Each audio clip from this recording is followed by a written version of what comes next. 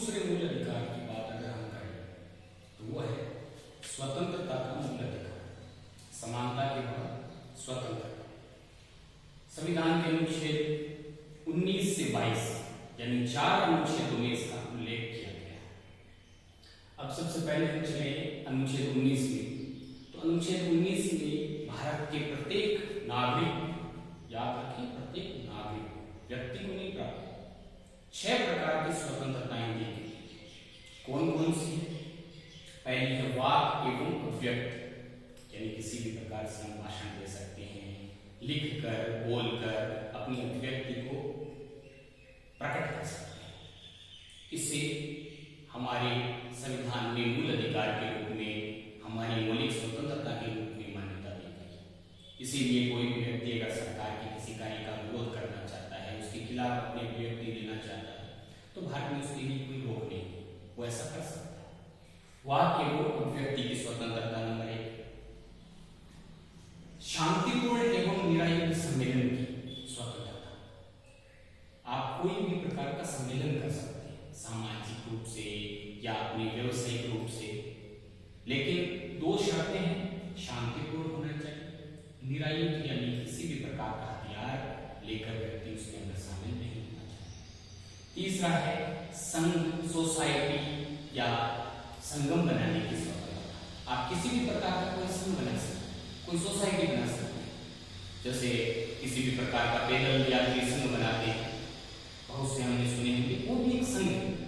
या अपने व्यापारी अपना संघ बनाते हैं, कर्मचारी अपना संगठन बनाते हैं। किसी भी प्रकार का संघ, संगठन, इस प्रकार की कोई भी सोसाइटी बनाई जा सकती है। इसके लिए हमें मौलिक स्वतंत्रता है। अबाध संचरण की स्वतंत्रता, यानी आप भारत में कहीं पे भी अबाध रूप से, अबाध का बिना रोक टोक के आ जा सकते हैं। आज बिहार का व्यक्ति राजस्थान आ सकता है, राजस्थान का गुजरात जा सकता है, किसी भी हिस्से में हम जा सकते हैं। हालांकि एक अपवाद है इसमें, जम्मू कश्मीर, जिसके लिए कुछ विशेष प्रावधान थे, लेकिन वर्तमान में वो भी समाप्त हो चुके हैं। हाँ, कुछ इस पे प्रतिबंध है जिनकी चर्चा हम आगे करेंगे। इसके बाद में भारत में कहीं भी निवास करने की स्वतंत्रता। आप भारत में कहीं पे भी निवास भी कर सकते हैं। आना जाना तो एक अस्थायी होता है।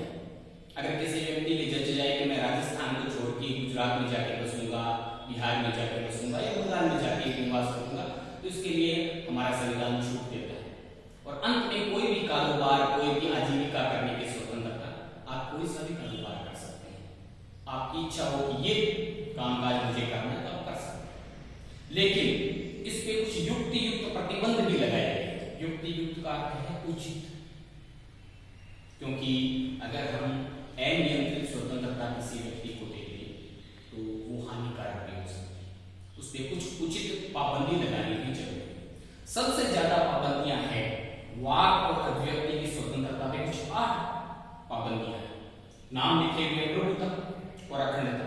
देश की प्रभुत्व और अखंडता अगर खतरे में है तो किसी भी व्यक्ति का, किसी भी नागरिक का मूल अधिकार है वो कोई मायने नहीं रखता, क्योंकि देश बचेगा तभी व्यक्ति और नागरिक रहेंगे।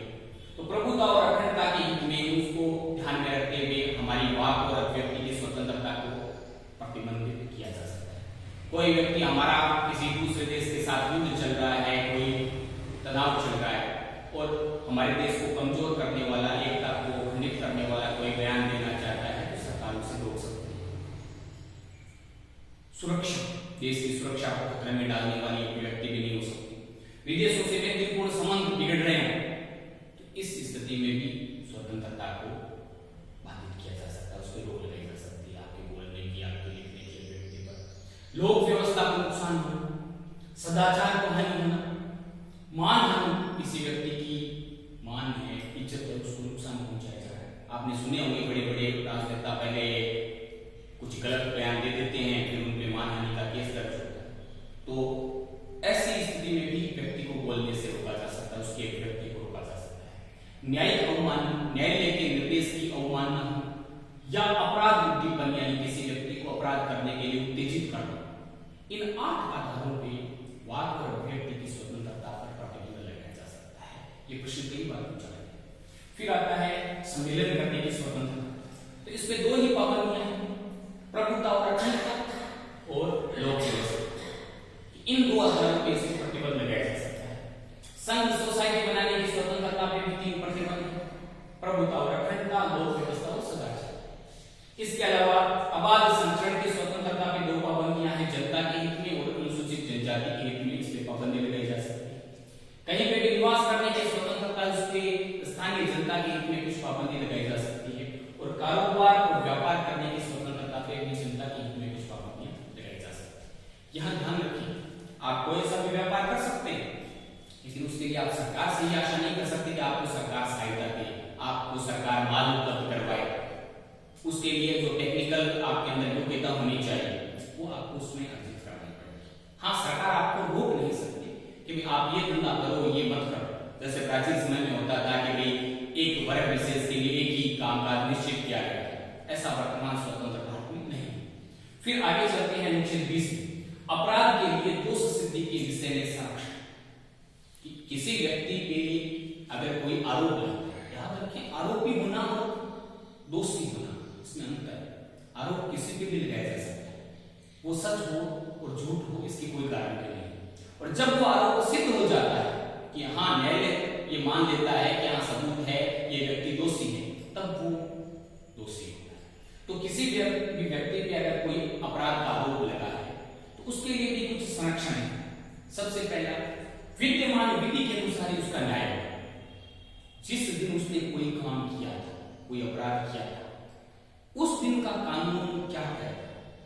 हो सकता है आज मैं कोई काम कर रहा हूं और भारत के जो कानून व्यवस्था है, जो नियम है, उसके अनुसार वो अपराध नहीं है, तो कोई भी सरकार भूतलक्षी प्रभाव से कोई कानून नहीं बना सकती। क्या आपने उस दिन ऐसा किया था और आज हम कानून बना के उसको ये सजा देना चाहें, ऐसा नहीं हो सकता। जो वर्तमान में कानून लागू है उसी के अनुसार व्यक्ति को सजा दी जा सकती है, उसके अनुसार ही उसका फैसला करना पड़ेगा। ये विशेष तौर पे राजनीतिक जो व्यक्ति होते हैं उनको प्रताड़ना से बचाने के लिए बहुत अच्छी चीज है। दूसरा है, अपने एक बार आपने कोई अपराध किया तो एक ही बार आपको दंडित किया जा सकता है। ऐसा नहीं हो सकता कि बिहार में किसी ने अपराध किया है, वहां की पुलिस ने उसको दंड दे दिया, वो राजस्थान आए तो भी पीछे पीछे उसके मामला आ जाए कि हाँ आपने वहां एक अपराध किया। एक अपराध के लिए एक ही सजा हो सकती है। इसमें थोड़ा सा संशोधन है कि सरकारी कर्मचारी अगर कोई अपराध करता है तो उसके लिए एक सजा तो कोर्ट देता है, वो अलग है, और उसका विभाग उसको अलग से सजा दे सकता है। तो वहां 2 सजा हो सकती है, लेकिन आम व्यक्ति के मामले में एक अपराध के लिए एक ही सजा हो। और अंत में आत्म अभिशंसन से मुक्त, किसी भी व्यक्ति को अपने खिलाफ गवाही देने के लिए बाध्य नहीं किया जा सकता कि वो स्वीकार करे कि उसने वो अपराध किया है। हाँ, व्यक्ति अपनी स्वेच्छा से अपने खिलाफ गवाही दे सकता है कि हाँ मैंने अपराध किया था, स्वीकार कर सकता है, लेकिन कोई कानून, कोई पुलिस उसे ये बाध्य नहीं कर सकती कि वो स्वीकार करे, आत्मविशंसन अपने खिलाफ गवाही दे। फिर बात करते हैं अनुच्छेद 21, जो भारतीय संविधान का भारतीय मूल अधिकारों का प्राण है, क्योंकि सबसे महत्वपूर्ण है प्राण और दैहिक स्वतंत्रता। अगर व्यक्ति का प्राण, व्यक्ति की शारीरिक जो देह है, उसका ही वो स्वतंत्रता पूर्वक उपभोग नहीं कर सके तो बाकी अधिकार क्या है, व्यर्थ हो जाए। तो प्राण और दैहिक स्वतंत्रता का अधिकार है वो वैसे तो हमने अमेरिका से लिया है, लेकिन उसके आगे हमने एक शब्दावली जोड़ दी। किसी भी व्यक्ति को प्राण और दैहिक स्वतंत्रता से विधि के प्रावधान के अलावा वंचित नहीं किया जाएगा। यानी संसद कानून बना के किसी व्यक्ति से प्राण छीन सकती है, उससे प्राण छीनने का कानून बना सकती है। ये बात हमने जापान के संविधान से ली है, जबकि अमेरिका के संविधान में सिर्फ इतनी ही लैंग्वेज है, प्राण और दैहिक स्वतंत्रता, जबकि हमने उसके साथ विधि के प्रावधान की जो शर्त है वो जोड़ दी है। इसके बाद में आगे हम चले अनुच्छेद 22, कुछ दशाओं में गिरफ्तारी और निरोध से संरक्षण। जैसे मान लीजिए किसी व्यक्ति को राष्ट्रीय सुरक्षा कानून में गिरफ्तार किया जाता है, या किसी अपराध के लिए उसको गिरफ्तार किया जा रहा है, किसी भी स्थिति में उसे भी कुछ अधिकार मिलेंगे। 24 घंटे के अंदर अंदर उसे मजिस्ट्रेट के सामने पेश किया जाना जरूरी है। यानी पुलिस अपनी इच्छा से उसको अपनी गिरफ्त में नहीं रख सकती। ऐसा नहीं है कि 2 दिन 4 दिन जैसे अंग्रेजों के राज में होता था कि भाई नो अपील, नो वकील, नो दलील, वैसा सिस्टम अब नहीं। 24 घंटे के अंदर अंदर उस व्यक्ति को मजिस्ट्रेट यानी जज के सामने पेश किया जाएगा।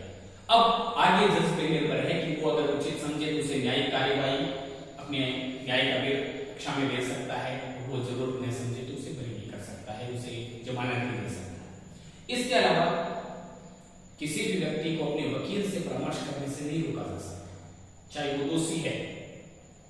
और तीसरा है, एक निश्चित समय तक ही उसे जो अलग अलग कानून बने हुए, राष्ट्रीय सुरक्षा कानून है, मकोगा है, कोटा था, जो भी, उसके अंतर्गत उसे गिरफ्तार रखा जा सकता है। उससे अधिक समय तक अगर किसी को गिरफ्तार रखना है तो उसके लिए संसद से या उसके लिए जो अलग प्रक्रिया बनी हुई है उसके लिए एक बोर्ड बना होता है, उससे अनुमति लेनी पड़ती है। इसके अलावा एक अधिकार इसके अंदर और जोड़ आ गया है 86वें संविधान संशोधन के द्वारा 21 के नाम से 6 से 14 वर्ष के प्रत्येक बालक या बालिका को प्राथमिक शिक्षा का निःशुल्क अधिकार, यानी उसे निःशुल्क प्राथमिक शिक्षा प्राप्त हो।